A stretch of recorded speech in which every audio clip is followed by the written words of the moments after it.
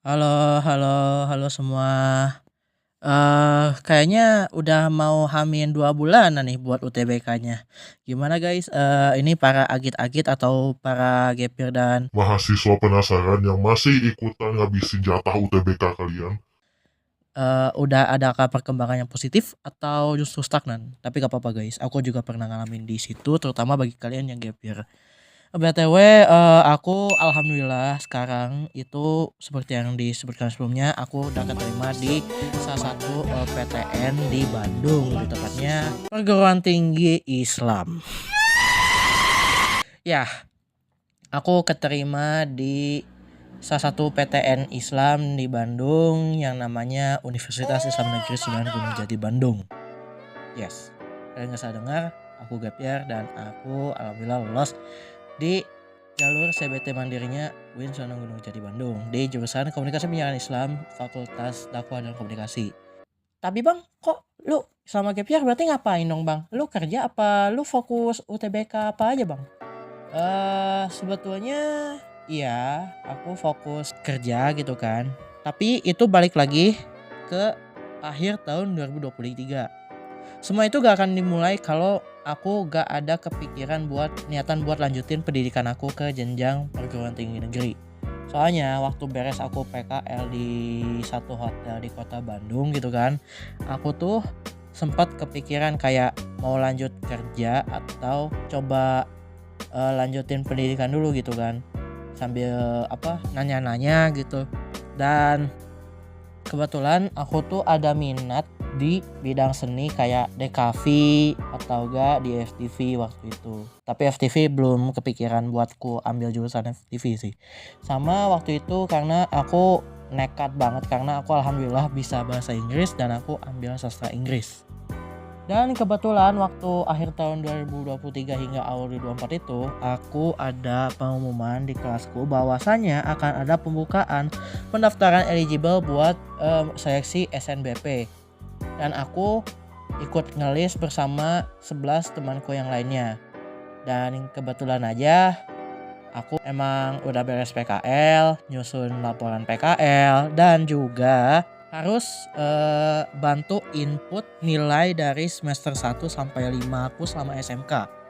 Dan alhamdulillahnya aku dan 11 temanku yang ini lolos masuk eligible. Dan aku pun beneran nekat buat coba lintas jurusan karena sejatinya aku tuh SMK-nya di SMK jurusan perhotelan guys.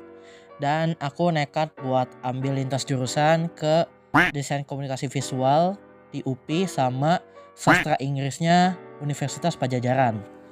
Nah waktu itu sempet tuh ditanyain kayak serius linjur kan bukannya gak boleh. Aku waktu itu kayak ikuti kata otak aku kayak yaudah cobain aja gitu kan, bismillah gitu kan, kun fayakun. Dan waktu pengumuman SNBP aku dan 11 temanku lainnya dapatnya warna merah bukan warna biru. Dan di sekolahku yang lolos SNBP angkatan 2024 itu angkatan aku tuh cuman ada 4 biji. 4 biji manusia, Bro. Gila gak tuh? Dan ya karena aku tahu berekspektasi tinggi dengan SNBP yang konon katanya itu golden ticket kita jadi gak perlu SNBT. Dan ya tahu sendirilah SNBT ku di edisi tahun 2024 ini kayak gimana. TO-ku hancur, persiapannya dadakan, gak bener. Dan ujung-ujungnya waktu hari H tes itu aku ada satu subtes PK itu gak kejawab 8 soal. Dan ya seperti udah ketebak aku gak lolos di SNBT. Karena udah ketebak gitu kan, persiapanku udah dadakan tapi dan sempet nangis juga sih. Karena aku masih menyesali PK ku yang gak kejawab 8 soal itu dan nilaiku paling anjlok di PK itu guys. Kayak damn, nilaiku gak cukup nih, terlalu jauh gitu kan. Dan akhirnya aku mutusin buat gap year. Sejatinya aku pengen ambil mandiri tapi karena berhubung kondisi ekonomi keluargaku yang gak bener, ditambah lagi aku juga kayak ada niatan buat bekerja terlebih dahulu, dan akhirnya aku memilih buat gak ambil jalur mandiri. Jadi selama aku lulus sekolah itu aku sibuk nyari pekerjaan lah gitu kan. Sampai ada satu event yaitu event pengajian gitu yang diadain sama salah satu hotel gitu. Aku coba pendekatan, lebih deketin ke HRD-nya waktu itu. Dan dia nanyain keahlianku apa waktu itu sama PKL. Aku jawab waktu itu di housekeeping dan ya aku ditawarin buat casual part time di bagian housekeeping di room attendant. Ya, yang bersihin kamar itu guys. Dan aku waktu itu dimintain buat kirim CV sama nomor WhatsApp aku. Aku kasih dan ya aku dipanggil di awal Juli. So far waktu aku kerja di hotel itu alhamdulillah lancar-lancar aja. Tapi semakin hari kondisi badan aku tuh sempat ngedrop. Karena ya aku mungkin gak sadar kalau aku tuh ada GERD atau asam lambungku naik gitu kan. Amit-amit kalau GERD ya Allah, astagfirullahaladzim. Dan itu yang bikin aku tumbang selama beberapa hari dan bikin aku gak masuk. Habis itu bolak-balik ke rumah sakit buat berobat, ke puskesmas juga. Bahkan ada satu momen aku udah sampai di hotel tapi pas nyampe aku malah mual-mual dan muntah-muntah. Itu momen drop aku sih, paling drop banget secara mental bukan secara fisik. Tapi juga yang paling downnya lagi, aku udah ngerjain setengah shift aku, tapi badan aku berkata buat udah istirahat dulu, berhenti dulu, jangan dipaksain sampai full shift kamu beres. Dan aku pun pulang di tengah-tengah shift itu paling down secara mental beneran. Dan untungnya uang aku tuh udah keluar, udah ditransfer juga ke rekeningku, tapi di satu sisi aku pun langsung dikeluarkan dari hotel tersebut dengan alasan yang cukup halus ya, kayak hotel lagi penuh yang stay, jadi kita belum memerlukan kamu lagi. Dan kalau misalkan check outnya udah banyak, nanti kita panggil kamu. Dan panggilan itu pun gak ada sampai sekarang pun. Sampai aku diterima pun gak ada. Di situ aku kayak ngerasa, oh aku dikeluarin secara halus ini. Tapi begonya aku waktu itu mikir kayak positive thinking atau gimana gitu kan, kayak aku mikir suatu hari pasti bakal dipanggil lagi gitu kan, sama aku nyari kerjaan lain. Dan aku sempat juga freelance beberapa kali, ya terlebih tepatnya freelance di video editing. Dan aku waktu itu join YouTube Short gitu karena aku di DM Facebook oleh salah satu orang yang tahu aku lagi promo freelance atau nawarin freelance di Facebook. Dan aku ngerjain beberapa video, so far lancar walaupun bayarnya 10.000 per video, tapi di pihaknya dia sendiri gak ada kelanjutannya lagi. Bukan dari kesalahan akunya ataupun dari kesalahan si pekerja yang lainnya, tapi dari si pemilik channelnya ini. Aku gak tahu kenapa, tapi dia tiba-tiba menghilang. Dan lalu aku sempat juga masih nyari-nyari beberapa kerja lainnya. Sempat beberapa kali dapat interview, tapi hasilnya tetap nihil, nol besar. Dan aku pun iseng nonton di TV-nya Unpad waktu itu, nontonin apa sih nama sebutannya ospek Unpad tuh sebelum dihilangin tuh apa sih? Oh ya itu aku tahu. Nah itu aku nontonin kayak aku mikir I should be there, I should be like them, why you rejecting me gitu kan. Tapi ya show must go on, aku balik lagi ke reality dan aku dapat panggilan buat jadi content creator di salah satu perusahaan penyedia barang thrifting. Waktu itu di akhir Agustus aku kerja di situ selama beberapa bulan.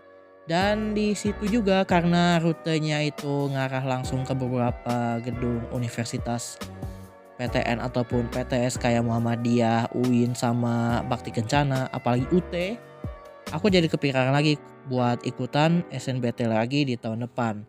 Aku fokusin lagi buat incar target aku sebelumnya, Unpad sama UPI lagi. di jurusan sastra Inggris sama di desain komunikasi visual. Karena setiap kali aku ngelewatin perjalanan itu, dan terlebih lagi aku bolak-balik pakai angkot, plus aku sering dengerin lagu pakai headphone, aku jadi kayak berpikir, oke, ini udah saatnya lu coba lagi ikutan UTBK deh. Lu coba seriusin dari sekarang gitu kan. Dan ya aku ada niatan lagi ikut UTBK itu karena aku coba daftar salah satu beasiswa. Namanya tuh beasiswa perintis. Yang dimana aku waktu itu lolos bagian administrasinya. Habis itu sempat juga nyobain uji cobanya waktu itu yang bisa dibilang timingnya gak pas. Karena waktu itu aku lagi kerja juga.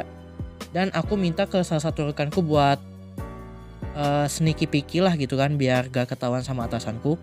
Karena aku juga waktu itu lagi uji coba plus lagi kerja juga. Dan so far waktu itu aman-aman, alhamdulillah gitu kan. Dan tesnya juga, tes aslinya tuh hari Minggu. Sebetulnya tesnya aman gitu kan, gak ada salah apapun. Tapi karena beberapa gangguan dan yang lainnya yang bikin aku gak lolos lagi ke tahap kedua, tahap 3. Aku pun gagal lolos ke tahap ujian tulis ketiga, dan itu membuatku harus cari lagi program beasiswa yang lainnya. Dan ada juga kabar buruk waktu itu kalau penjualan di perusahaanku juga lumayan menurun banget karena waktu itu ada satu kasus ya. Dan itu tuh berakibat dengan adanya pengurangan jumlah karyawan. Dan salah satunya itu aku. Padahal aku sebetulnya sudah ngomong kalau misalkan situasinya lagi masih kayak gini terus, mungkin aku bakal mempertimbangkan untuk keluar dan cari kerjaan di perusahaan lain. Tapi dan ya sambil aku fokus UTBK juga. Dan aku di PHK juga bukan karena alasan dua itu, tapi emang murni karena perusahaan sedang desperate banget keuangannya. Dan ya aku pun nganggur lagi dan aku nyari-nyari pekerjaan lagi. Tapi sebelum aku dipecat karena PHK itu, aku udah ancang-ancang juga sebelumnya. Dan sudah ada tawaran interview lagi sebagai salah satu admin di satu perusahaan villa di Bandung. Dan di awal Desember aku alhamdulillah dapat kerjaan di situ lagi, di tempat villa itu, dan so far aman, alhamdulillah gitu kan. Jadi karena kebetulan shiftnya jadi 8 jam dan aku bisa berangkat dari jam 8 pagi atau jam setengah 9 pagi, karena aku bisa menyempatkan waktu buat belajar entah itu review soal tryout yang udah gue kerjain atau review video materi yang ada di YouTube. Aku waktu itu belajar otodidak dan gak ada bimbel apapun itu. Dan ya so far aku juga sering-sering banget buat bikin ikutan tryout lah lebih tepatnya, bukan bikin. Dan ya nilainya juga lumayan ada perkembangan walaupun tetap stuck di 500, kadang turun ke 400, bahkan gebleknya lagi turun ke 300. Ya deh. Tapi di situ aku udah punya duit sendiri buat keperluan pribadiku dan juga buat bantu-bantu keluargaku juga. Dan juga aku waktu itu ada berita kalau Open Campus Unpad 2025 tuh akan dibuka di Februari, akhir Februari, di tanggal 22 sama 23 Februari 2025. Dan aku waktu itu pesan tiket yang di hari Minggu karena kebetulan aku libur ngantor tuh di hari Minggu, jadi aku bisa datang di hari itu.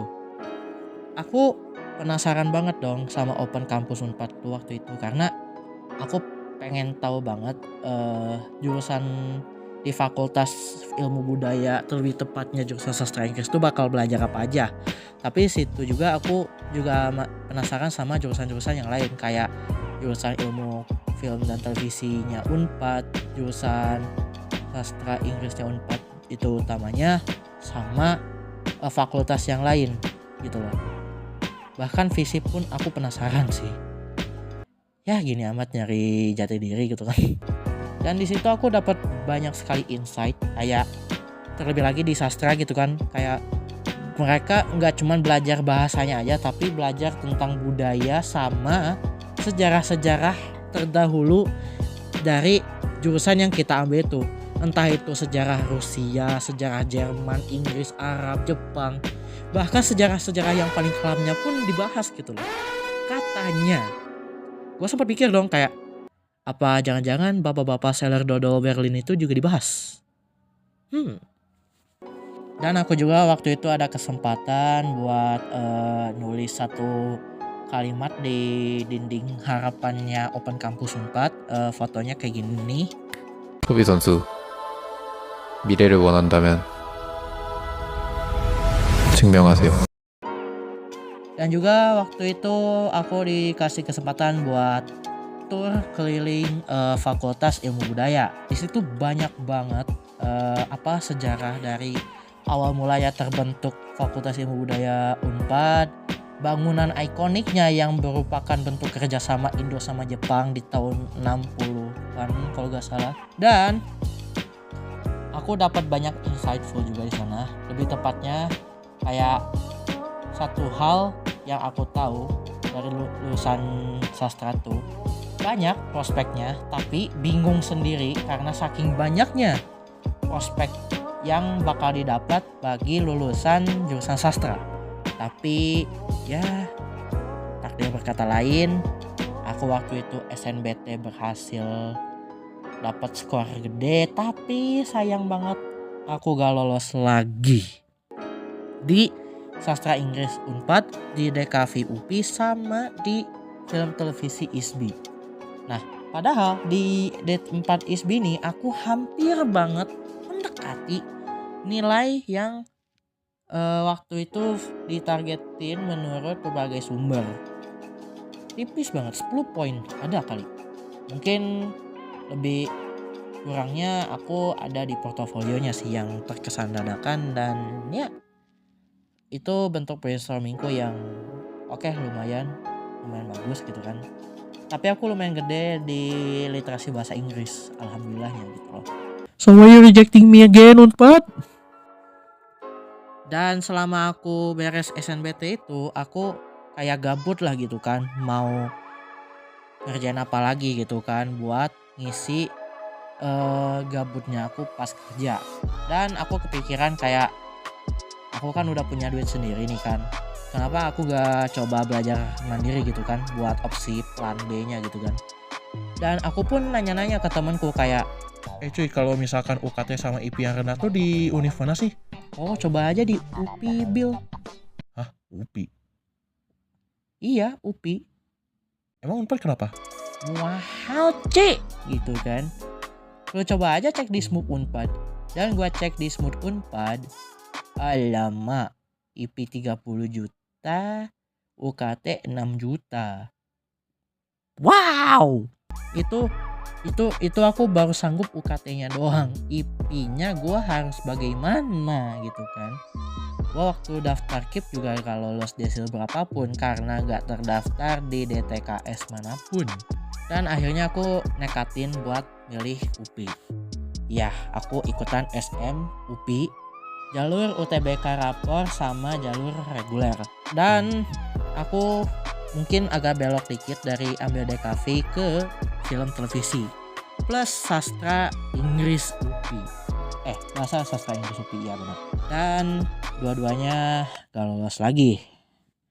Itu momen paling down, sedown-downnya aku selama 2025. Karena pertama, aku waktu itu book open case SNBT 2025 nya di kantor dan diliatin sama teman-teman kantorku. Pada penasaran lah gitu kan.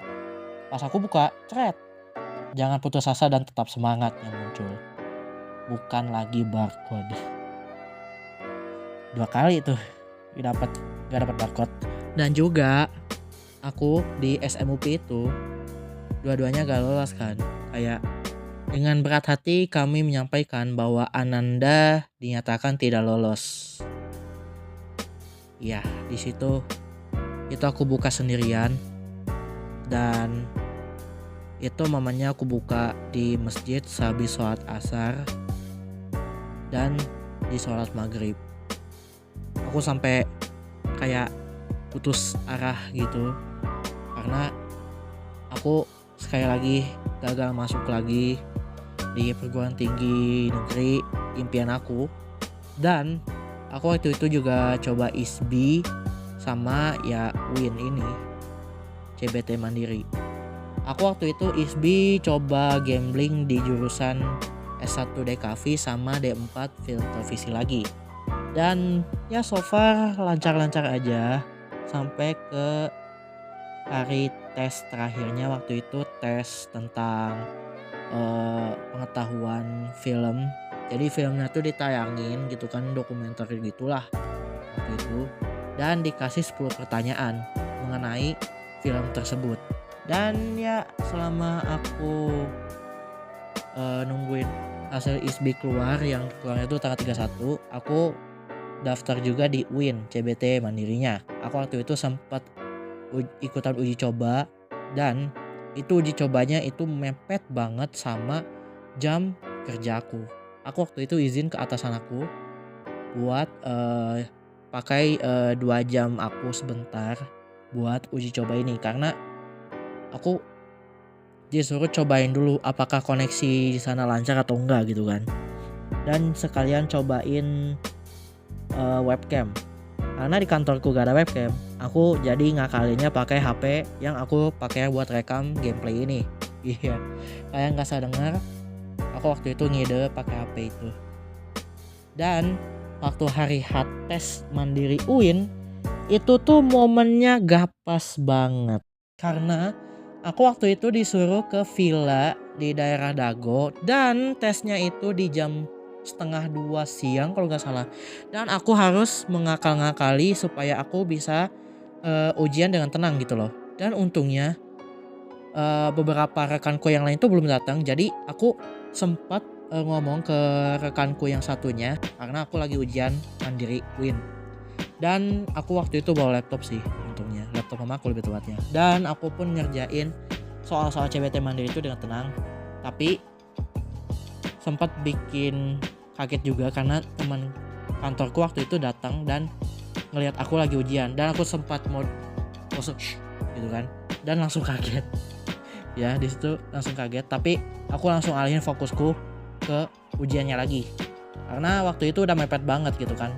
Lu bayangin aku yang jurusan SMK di tes bahasa Arab coy. Di tes bahasa Arab aku kayak apa ini ya Allah. Wah, ini waktu belajar waktu SMP udah lupa lagi gua. Tolong. Ya aku modal nekat aja waktu itu ikut CBT mandiri. Terlebih lagi aku gak terlalu pandai bahasa Arab juga. Karena udah lupa lagi, karena belajar bahasa Arab tuh waktu itu di SMP. SMP-nya SMP swasta Islam sih lebih tepatnya gitu kan. Karena waktu SMK lebih fokus ke Inggris sama Jepang. Yes, watashi love nihon. Sambil nunggu hasil dari ISBI sama UIN itu, aku jadi kepikiran opsi terburuknya. Kalau misalkan aku gak lolos lagi di tahun 2025, mungkin aku bakal persiapan lebih matang lagi buat UTBK yang terakhir di tahun 2026 ini. Plus aku juga sambil belajar bagi waktu lagi sama benerin time management aku lagi buat di SNBT 2026 lagi. Tapi di satu sisi aku dapat satu kabar buruk, yang dimana aku sebelum pengumuman ISBI dan UIN itu, aku waktu itu dikasih tahu sama atasanku bahwa per bulan Agustus 2025 aku udah gak bisa lagi kerja di perusahaan itu karena aku dinilai gak bisa bagi waktu aku antara kerjaan sama target aku yang incar masuk ke kampus itu. Dan itu bikin badan aku lebih kaku dari sebelumnya. Kaku sebadan badan, merinding sebadan badan waktu aku diomongin itu. Dan aku sempat ngomong kayak lebih ke negosiasi buat at least kasih kesempatan setidaknya nunggu sampai hari pengumuman itu tiba. Dan kasih kesempatan lagi sampai sebelum hari ospek itu datang gitu loh. Aku waktu itu masih bisa nyelesain pekerjaan aku, tapi dalam kondisi mental aku yang udah berantakan banget akibat pengumuman itu, aku waktu itu sampai harus nutupin ke beberapa rekanku yang lainnya akibat hal tersebut. Dan aku sejatinya waktu pulang ke rumah tuh ibarat gak mau pulang gitu loh, karena kalau misalkan aku ceritain ke mamaku, itu bakal jadi beban bagi mamaku lagi. Mengingat tahun kemarin mamaku dipindah lokasikan ke cabang yang lain, tapi di momen itu juga gajinya tuh dipangkas jadi 2 juta gitu loh gajinya. Dan itu sempat bikin aku kayak lemas sebadan-badan buat pulang gitu. Dan sempat nangis juga aku di jalan, dan pas nyebrang juga. Kayak kalau misalkan aku ceritain sekarang kayak nambah beban lagi gitu kan buat mamaku gitu kan. Dan waktu itu juga aku sempat bilang kalau misalkan aku gak lolos lagi di ISBI sama di UIN, aku pengen ikutan lagi tahun depan gitu kan. Tapi ya mama aku anteng-anteng aja, kayak habisin lah duit kamu gitu kan, kamu itu kan duit kamu bukan duit saya gitu kan. Jadi ya mau minta restu juga agak enak lagi gitu kan. Dan besoknya di tanggal 31 aku nyelesain lagi pekerjaanku, sisa-sisa pekerjaanku. Dan sampai di waktu asar, dimana itu biasanya jam keramat pengumuman PTN itu berlangsung. Dan aku buka 1 ISBI dulu. Aku kayak berharap semoga aku bisa keterima di ISBI. Dan pengumumannya gak keluar yang dimaksud tuh gak keluar bahwa aku diterima di ISBI, alias ditolak. Tapi pas aku coba buka UIN, aku langsung kaget sebadan-badan dan langsung refleks balik lagi ke masjid sambil sujud syukur karena aku waktu itu diterima di S1 jurusan Komunikasi Penyiaran Islam UIN. Dan itu bikin entah itu DKM atau ustadznya waktu itu kayak nyamperin aku kayak ada yang ketinggalan dek. Aku waktu itu langsung jawab enggak pak, aku dapat pengumuman aku diterima di UIN pak gitu kan. Kayak alhamdulillah selamat ya nak gitu kan. Habis itu beberapa jemaat masjid yang baru beres sholat asar juga langsung pada ngumpul gitu kan, beberapa orang gitu, sampai kayak wah selamat ya deh ya calon ustadz kamu ya, amin gitu kan. Padahal kayak gak expect banget gitu kan, dari Unpad, UPI sama ISBI tiba-tiba masuk ke UIN. Tulis banget kali ya. Anak yang tadinya pengen jadi anak seni malah jadi islami banget gitu kan. Dan waktu itu aku lari seneng lah lebih tepatnya gitu kan, balik lagi ke kantor habis beres sholat asar di masjid itu. Dan aku sempet teriak kecil kayak yes gitu kan, dan bikin rekan aku tuh kaget. Dan aku sambil ngasih tahu maksudnya apa gitu kan, kayak rekan-rekan kantorku jadi kayak selamat, ngasih ucapan selamat gitu kan. Dan aku juga harus tahu ke teman-temanku yang lain, entah itu di teman SMK sama di teman-teman di Camaba lagi juga. Plus sama aku kasih tahu juga ke mamaku. Aku waktu itu sempat upload story yang ini sama konteks yang ini karena menurut aku itu lumayan relate sih lebih tepatnya ya kan. Dan juga aku waktu itu udah buka juga soal ketertutupan aku sama kejadian yang kemarin itu, bahwasanya aku gak dilanjutin lagi alias dipecat dari perusahaan ini per awal Agustus. Jadi kayak sebenarnya teman-temanku juga udah feeling kan waktu itu, karena mereka juga udah pengalamin tapi mereka dikasih kesempatan kedua gitu kan. Dan pas tanggal 1 itu aku beneran nyelesain lagi, bener-bener nyelesain. Dan aku juga waktu itu dipanggil ke hotel yang sedang mereka bangun dan alhamdulillah hotelnya udah jadi gitu kan. Waktu itu aku ngomong kayak bisa negosiasi lah gitu kan ke atasanku, tapi emang keputusan final mereka tetap aku gak bisa lanjut lagi per Agustus itu. Tapi mereka ngasih ucapan kayak selamat gitu kan, kamu udah keterima, semua perjuangan kamu kebayar lah gitu kan. Dan ya mereka juga sebetulnya lulusan yang emang lulusan, ada yang lulusan Unpar, yang intinya mereka mengutamakan pendidikan lebih penting daripada hal-hal yang lain gitu kan. Kayak atasanku yang ngasih nyemangatin aku biar menyelesaikan perkuliahanku sampai tuntas. Dan juga mereka juga sharing soal gimana sih buat menghadapi dunia perkuliahan itu, sama gimana sih buat ngembangin skill di luar perkuliahan aku gitu kan. Dan ya walaupun negosiasinya buntu, tapi at least aku dapat banyak ilmu juga dari mereka gitu kan. Dan pas tanggal 2-nya aku balikin lagi helm perusahaan itu karena kebetulan waktu itu aku pinjam helmnya mereka. Dan plot twistnya lagi, mereka ngasih seserahan salam perpisahan dan ngasih surat ucapan yang bentuknya tuh kayak gini. Jujur kayak aku terharu banget karena mereka lumayan suportif banget lah gitu kan sama aku yang emang waktu itu posisinya gap year sambil nge-split bagi waktu buat kerja juga, buat ngeringanin beban orang tua aku juga waktu itu. Dan waktu itu selama aku persiapan UTBK selama setahun itu, aku juga ketemu banyak teman, lebih tepatnya online sih. Mau itu cewek mau itu cowok, mau itu jadi tempat buat ambis bareng ataupun ya sekedar curhat lah gitu kan. Dan itu memperluas relasiku lagi. Dan ya walaupun di satu sisi aku melihat teman-teman aku sendiri yang di sekolahku itu keterima di PTN yang gede lah, kayak di UB, di UPI, di Unpad, bahkan dekelku sendiri juga.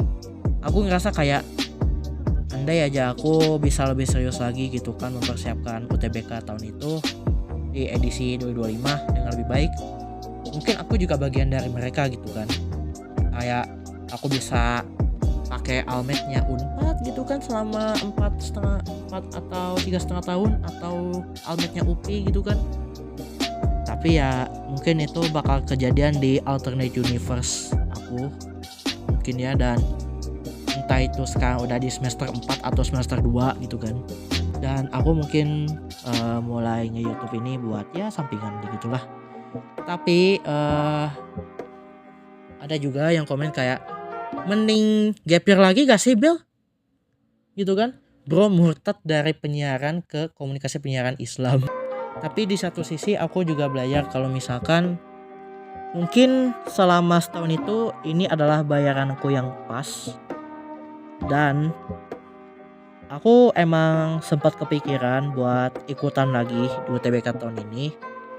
Tapi karena pertimbangan satu hal dan yang lainnya, lebih tepatnya ekonomi dan tekanan sosial, jadi ya aku mungkin menurunkan roleku dari pemain jadi pelatih ya.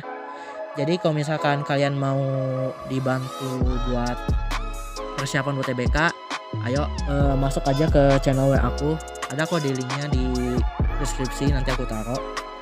Dan pelajaran yang aku dapat dari aku diterima di UIN yang awalnya ngincer Unpad, UPI sama ISBI adalah sebetulnya stereotip kuliah di mana aja itu sama aja tuh nggak sepenuhnya bener guys.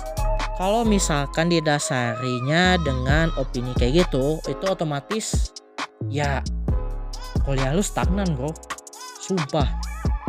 Tapi kalau emang beneran kayak itu sesuai sama standar lu, walaupun ya agak beda dikit gitu kan, ya at least coba aja dulu gitu kan. coba pelajari dulu, adaptasi dulu. Ya walaupun memang setiap lingkungan kampus tuh beda-beda kan. Jadi ya bukan berarti membenarkan kuliah di mana aja itu sama aja. Itu mah balik lagi ke mindset kita sebagai maba lah lebih tepatnya gitu kan, atau sebagai mahasiswa yang udah lama jadi maba. Apa sih? Mau itu kalian kuliah di Unpad, di UPI, di ITB, di ITS, di UNS, di Unhas, di Unan juga dimanapun, di top PTN lain kayak UGM ataupun di UB atau di UI, ya itu privilege yang kita dapetin, yang harus kita manfaatkan sebaik mungkin, karena for our 4 years bro guys, it's not a short edition guys. Itu nggak singkat, itu harus diisi sama hal-hal yang benar-benar bisa naikin skill lu, bisa naikin relasi lu lebih gede lainnya. Dan bagi yang kita di PTN yang mediocre itu harusnya jadi batu loncatan kita buat upgrade skill kita jadi lebih setara di atas top PTN gitu guys. Ya mungkin itu aja sharing singkat aku soal gimana sama aku setahun gap year ini. Dari yang awalnya aku incer Unpad, UPI sama ISBI, tahu-taunya aku dikasih jalan rezeki dari Allah itu di UIN. Tapi gak apa-apa, aku udah coba ikhlasin walaupun sebenarnya gak kuat juga. Dan ini foto aku waktu ke UPI beberapa hari yang lalu. Kayak, man, I should wearing a red helmet bro. Tapi ya, it is what it is, the show must go on. Dan ya, makasih udah mau dengerin yappinganku selama 42 menit ini. Dan bagi kalian yang belum subscribe, bolehlah subscribe gitu kan, sambil dukung kreator kecil ini lewat traktir yang ada di link video ini, di deskripsi video ini lebih tepatnya. Sorry, agak gugup. Dan follow juga media sosialku buat update keseharianku. Dan makasih juga udah mau nontonin video ini. Mungkin udah kepanjangan. Namaku Muhammad Habil Bergoli, panggil aja Habil, Bil atau Billy. Sampai berjumpa di video berikutnya. Dadah. Semangat ya.